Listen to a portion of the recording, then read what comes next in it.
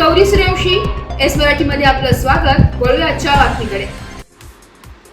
रायगड किल्ल्यावर छत्रपती शिवाजी महाराजांच्या 352व्या शिवराज्याभिषेक सोहळ्याचा भव्य आणि ऐतिहासिक थाटात उत्सव साजरा करण्यात आला.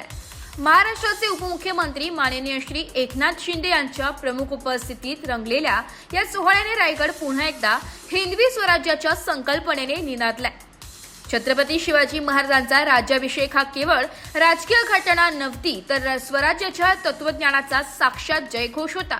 न्याय, धर्म आणि लोककल्याण या तत्वांवर आधारित राज्यकारभाराचा संकल्प महाराजांनी तेव्हा केला होता.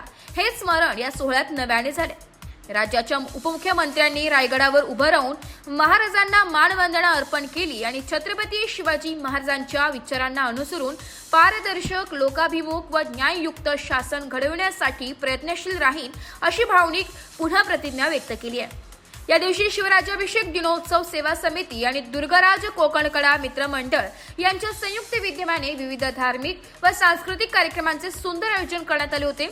पारंपरिक वेशभूषेत आलेल्या हजारो शिवभक्तांच्या जय भवानी जय शिवाजीच्या घोषणांनी संपूर्ण गड दुमदुमून गेला.